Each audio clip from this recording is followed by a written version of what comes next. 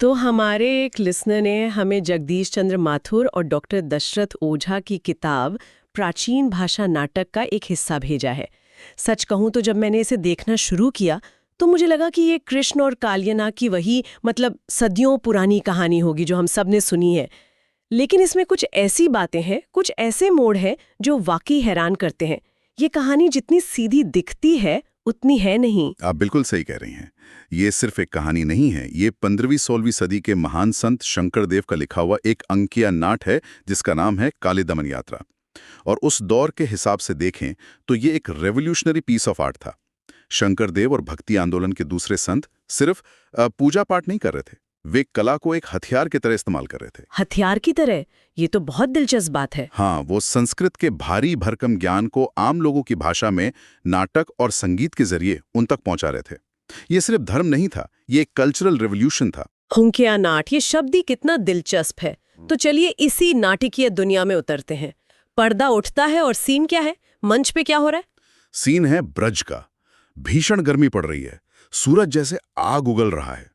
कृष्ण अपने ग्वाल मित्रों और गायों के झुंड के साथ यमुना के किनारे पहुंचते हैं। सबके सब प्यास से बेहाल हैं, मतलब जानवर भी और इंसान भी। माहौल में एक बेचैनी सी है, एक डेस्परेट जरूरत है पानी की। और यहीं पर कहानी का पहला संकट आता है। सामने नदी है, पानी है, लेकिन वो पी नहीं सकते। क्यों? यहीं पर नाटक की एक बहुत खास चीज सामने आती है, सूत्रधार। वो सीधे दर्शकों से बात करता है। वो बताता है कि ये कोई आम नदी नहीं है, इसके अंदर कालिया नाम का एक 1000 फनों वाला महाभयानक नाग रहता है। उसके जहर ने पूरी यमुना को विषैला बना दिया है। अच्छा? हवा तक जहरीली हो गई है। नदी के ऊपर से कोई पक्षी भी उड़कर जाता है तो वो जल कर गिर जाता है। जो भी इस पानी को पिएगा उसकी मौत निश्चित है। यानी सूत्रधार सिर्फ कहानी नहीं सुना रहा, वो टेंशन बिल्ड कर रहा है। वो दर्शकों को उस खतरे के लिए तैयार कर रहा है जो किरदारों को अभी पूरी तरह पता भी नहीं है। एग्जैक्टली, ये अंक्या नाट की खासियत है। सूत्रधार एक तरह से शो का मैनेजर है। वो दर्शकों और मंच के बीच का पुल है। वो सिर्फ नैरेटर नहीं, वो माहौल बनाता है। वो आपको बताता है कि अब जो होने वाला है वो बहुत गंभीर है। इस एक सीन से शंकरदेव ने कहानी का पूरा दांव सेट कर दिया है। एक तरफ जीवन देने वाला पानी और दूसरी तरफ उसी पानी में छिपी हुई मौत। बिल्कुल। और इसी भयानक सिचुएशन में कृष्ण अपने दोस्तों और गायों को तड़पता हुआ देखते हैं। कोई भी आम इंसान ऐसी स्थिति में क्या करेगा? शायद डर जाएगा, वापस चला जाएगा। लेकिन कृष्ण कृष्ण है। वो क्या करते हैं? वो एक ऐसा कदम उठाते हैं जो किसी ने सोचा भी नहीं होता है। वो पास के एक ऊंचे कदम के पेड़ पर चढ़ते हैं, अपनी कमर कसते हैं और बिना एक पल सोचे उस जहरीली यमुना में छलांग लगा देते हैं। ये सिर्फ एक एक्शन सीक्वेंस नहीं है, ये एक स्टेटमेंट है। एक स्टेटमेंट? हाँ, ये उस डिवाइन पावर का ऐलान है जो स्थापित खतरे को सीधे सीधे चुनौती देती है। मैं कल्पना कर सकती हूँ कि उस वक्त ग्वालों पर क्या बीती होगी। उनके लिए तो जैसे दुनिया ही खत्म हो गई। उनका हीरो, उनका दोस्त, उनकी आंखों के सामने मौत के मुंह में कूद गया। हाहाकार मच जाता है। नाटक की जो शब्द हैं वो बहुत मार्मिक हैं। हाँ। वे चिल्लाते हैं, अरे हमार कान्हू कहाँ गिल, मतलब हमारा कान्हा कहाँ गया। हाँ। वो छाती पीट पीट कर रोते हैं। उन्हें लगता है कि सब कुछ खत्म हो गया है। और यही इस सीन की खूबसूरती है। शंकरदेव हमें कृष्ण की दिव्यता दिखाते हैं, लेकिन वो हमें ग्वालों के मानवीय दुख से भी गहराई से जोड़ते हैं। और ये कृष्ण के चरित्र के दोहरेपन को भी दिखाता है ना। एक पल वो माखन चोर, ग्वालों का दोस्त है, और अगले ही पल वो एक डिवाइन सेवियर है जो पूरी दुनिया की समस्या से लड़ने जा रहा है। दिव्य खेल है। नदी में कूदना सिर्फ बहादुरी नहीं, बल्कि उस बड़ी समस्या का सामना करने का उनका तरीका है। वे गंदगी में उतरने से डरते नहीं है, चाहे वो जहरीली नदी हो या समाज की कोई बुराई। तो कृष्ण पानी के अंदर है, बाहर उनके दोस्त और घर वाले मातम मना रहे हैं, खासकर उनकी माँ यशोदा। नाटक में इस हिस्से को कैसे दिखाया गया? यहाँ पर आप देखें तो नाटक का इमोशनल कोर शिफ्ट हो जाता है। लड़ाई पानी के नीचे हो रही है, लेकिन असली ड्रामा पानी के बाहर है। यशोदा का विलाप दिल तोड़ने वाला है। वो सिर्फ एक माँ है जिनका बेटा एक जानलेवा खतरे में है। वो कृष्ण के भगवान होने की बात भूल जाती हैं। हाँ बिल्कुल, उन्हें सिर्फ अपना लाला दिखता है। वो जमीन पर गिरकर रोती हैं, अपने बालों को नोचती हैं, वो हर उस देवता को कोसती हैं जिसकी उन्होंने कभी पूजा की थी। ये तो बहुत ही पावरफुल इमेजरी है। और ये भक्ति आंदोलन के लिए रेवोल्यूशनरी था। यहाँ वात्सल्य भाव का जिक्र आता है। इससे पहले भक्ति अक्सर भगवान के ऐश्वर्य, उनकी महानता या उनके डर पर आधारित होती थी। शंकर देव जैसे संतों ने कहा कि आप भगवान को अपने बच्चे की तरह भी प्यार कर सकते हैं। आप उनसे लड़ सकते हैं, उन पर गुस्सा कर सकते हैं, उनके लिए तड़प सकते हैं। इसने ईश्वर के साथ रिश्ते को बहुत पर्सनल और एक्सेसिबल बना दिया। मतलब आपको भगवान से प्यार करने के लिए कोई पंडित या ज्ञानी होने की जरूरत नहीं, बस एक माँ का दिल होना काफी है। एकदम सही। तो एक तरफ माँ का ये मार्मिक विलाप चल रहा है और दूसरी तरफ पानी के नीचे कृष्ण और कालिया नाग के बीच भयंकर युद्ध हो रहा है। कालिया अपने 1000 फनों से कृष्ण पर हमला करता है, उन्हें अपनी कुंडली में जकड़ लेता है। गोकुल के लोगों को लगता है कि अब कृष्ण नहीं बचेंगे। लेकिन फिर कहानी में एक बहुत ही अनएक्सपेक्टेड ट्विस्ट आता है। उसी वक्त जब लगता है कि कृष्ण अब उसे खत्म कर देंगे, कुछ नए किरदार मंच पर आते हैं। नाग पत्नियां, यानी कालिया की पत्नियां। मुझे ये हिस्सा सबसे ज्यादा दिलचस्प लगा। नाग पत्नियां अपने पति के दुश्मन के सामने आकर उसी के जीवन की भीख मांग रही हैं। ये तो बड़ा अजीब है। क्या ये अपने पति के साथ एक तरह का धोखा नहीं है? ये एक शानदार सवाल है और इसका जवाब ही इस नाटक का फिलोसॉफिकल कोर है। नाग पत्नियां कृष्ण को एक दुश्मन के तौर पर नहीं देखती। वो उस लड़ाई से ऊपर उठकर कृष्ण के असली स्वरूप को पहचान लेती हैं। वो समझ जाती हैं कि ये कोई साधारण बालक नहीं, बल्कि स्वयं नारायण है। अच्छा। उनकी प्रार्थना सिर्फ दया की भीख नहीं है, वो एक गहरी स्तुति है। वो कहती हैं, हे प्रभु, हमारे पति मूढ़ हैं, अज्ञानी हैं। उन्होंने आपको पहचाना नहीं, इसीलिए आपसे युद्ध करने का अपराध किया। आप तो जगत के स्वामी हैं, कृपा करके हमें हमारा पति दान दीजिए। वाह! तो इस पूरे संघर्ष में वो पहली हैं जो कृष्ण की दिव्यता को खुलकर स्वीकार करती हैं।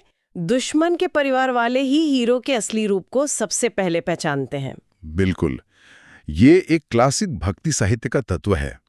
यहाँ लड़ाई का माहौल अचानक भक्ति और शरणागति में बदल जाता है। ये दिखाता है कि सच्ची भक्ति किसी भी परिस्थिति में, यहाँ तक कि सबसे बड़े विरोधी के मन में भी पैदा हो सकती है। नागपत्नियों की प्रार्थना से पूरा नैरेटिव बदल जाता है। अब ये बदला लेने की कहानी नहीं रही, अब ये कृपा और क्षमा की कहानी बन गई है। और कृष्ण उनकी प्रार्थना का मान रखते हैं। वो कालिया को मारते नहीं हैं। हाँ, वो उसे माफ कर देते हैं, लेकिन एक शर्त पर। वो कहते हैं, तुमने मेरे ब्रजवासियों को बहुत कष्ट दिया है। अब तुम अपने पूरे परिवार के साथ इस यमुना को छोड़कर दूर रमणक द्वीप पर चले जाओ। लेकिन यहाँ एक प्रैक्टिकल सवाल उठता है। कालिया का सबसे बड़ा दुश्मन तो गरुड़ है, जो सांपों को खाता है। अगर वो यमुना छोड़कर कहीं और जाएगा तो गरुड़ उसे मार देगा। और कृष्ण इसका भी समाधान देते हैं। ये दिखाता है कि वो सिर्फ समस्या को टाल नहीं रहे, उसे जड़ से खत्म कर रहे हैं। वो कालिया को आश्वासन देते हैं, तुम्हारे फन पर मेरे पैरों के निशान बन गए हैं। जब गरुड़ इन पद चिन्हों को देखेगा तो वो समझ जाएगा कि तुम मेरी शरण में हो और वो तुम्हें कोई नुकसान नहीं पहुंचाएगा। ये तो एक बहुत बड़ा फर्क है। ज्यादातर कहानियों में विलेन को मार दिया जाता है, एन आई फॉर एन आई वाली बात होती है। लेकिन यहाँ फिलॉसफी अलग है। एकदम। यहाँ बात सिर्फ सजा देने की नहीं, बल्कि सिस्टम को ठीक करने की है, संतुलन वापस लाने की है। शंकर देव का मैसेज यह है कि दिव्यता सिर्फ विनाश नहीं करती, वो रूपांतरण मतलब ट्रांसफॉर्मेशन करती है। कालिया को मारा नहीं गया, उसे सुधारा गया और रीलोकेट किया गया। हाँ, यमुना भी साफ हो गई और कालिया को भी जीवनदान और सुरक्षा दोनों मिल गए। ये एक टाइमलेस लीडरशिप लेसन है ना? बात अपने विरोधी को कुचलने की नहीं, बल्कि उसे सुधारकर समस्या को हमेशा के लिए हल करने की है। और फन पर पैर का निशान, वो सिर्फ एक निशान नहीं, एक प्रतीक बन जाता है, डिवाइन प्रोटेक्शन का एक सिंबल। हाँ, ये दर्शकों के लिए एक बहुत शक्तिशाली संदेश है। जो भगवान की शरण में आ जाता है, चाहे वो कितना भी बड़ा अपराधी क्यों ना हो, वो हर डर से मुक्त हो जाता है। उसे परम संरक्षण मिलता है। इसके बाद तो जाहिर है गोकुल में जश्न का माहौल होगा। बिल्कुल। कृष्ण जहरीली नदी से विजयी होकर बाहर आते हैं। जो लोग अभी कुछ देर पहले रो पीट रहे थे, वो अब खुशी से नाचने लगते हैं। यशोदा अपने कान्हा को गले लगा लेती हैं। पूरा माहौल डर और दुख से बदलकर आनंद और उत्सव का हो जाता है। नाटक का अंत एक मंगलाचरण और भक्ति गीत के साथ होता है, जो उस विजय का उत्सव बनाता है। अगर हम पूरी कहानी को देखें तो ये दर्शकों को एक पूरी इमोशनल जर्नी पर ले जाता है। डर, दुख, प्रार्थना, राहत और आखिर में आनंद। और ये यात्रा सिर्फ डायलॉग्स के जरिए नहीं होती। अंकिया नाट या भावना, जैसा कि इसे आसाम में कहते हैं, एक मल्टीमीडिया एक्सपीरियंस था। इसमें संगीत, नृत्य, रंग-बिरंगे मुखौटे और पोशाकें होती थीं। ये एक तरह का संगीतमय नाटक या फोक ऑपेरा था। अच्छा, आज भी होता है ये? हाँ, आज भी असम के गांवों में जब भावना होती है और कृष्ण नदी में कूदते हैं तो सचमुच लोग रोने लगते हैं। ये 500 साल बाद भी उतना ही पावरफुल है। तो इन सब का क्या मतलब निकलता है? शंकरदेव की कालीदमन यात्रा सिर्फ कृष्ण की एक कहानी नहीं है। ये भक्ति, विश्वास और ईश्वरीय कृपा के भावों को जगाने के लिए बनाया गया एक जीवंत नाट्य अनुभव है। हाँ, और आपने जो जीवंत नाट्य अनुभव की बात कही वो बहुत जरूरी है, क्योंकि उस जमाने में मनोरंजन के साधन नहीं थे। ये भावना ही लोगों के लिए साल का सबसे बड़ा इवेंट होता था। ये उनका नेटफ्लिक्स और वर्ल्ड कप सब कुछ यही था। वाह! ये सिर्फ एक नाटक नहीं था, ये एक सामुदायिक आयोजन था जहां पूरा समाज एक साथ आकर अपनी पौराणिक कथाओं और अपनी आस्था को एक रंगीन और भावनात्मक तरीके से अनुभव करता था। इसने समाज को जोड़ने का भी काम किया होगा। निश्चित रूप से। ये नाटक नामघर यानी सामुदायिक प्रार्थना हॉलों में खेले जाते थे। इसने जाति-पाति के भेद को मिटाने में भी मदद की। मंच पर सब बराबर थे, दर्शक के तौर पर सब बराबर थे। कला के माध्यम से शंकरदेव एक ज्यादा समतावादी समाज की नींव रख रहे थे। तो ये कहानी जो एक जहरीली नदी को साफ करने से शुरू हुई थी, वो असल में समाज के अंदर के जहर को साफ करने का एक तरीका थी। क्या बात कही है! बिल्कुल यही इसका गहरा मतलब है। जाते जाते एक विचार मन में आ रहा है। इस पूरे नाटक में कृष्ण के कामों को एक दिव्य लीला या खेल के रूप में देखा गया है। उनके लिए कालिया का दमन करना कोई बोझ या मुश्किल काम नहीं, बल्कि एक खेल था। ये हमें सोचने पे मजबूर करता है ना? अगर हम अपने जीवन की बड़ी से बड़ी चुनौतियों या मुश्किलों को एक बोझ की तरह ना देखकर एक खेल या लीला के रूप में देखने की कोशिश करें, तो क्या इससे हमारे नजरिए में कोई बदलाव आ सकता है?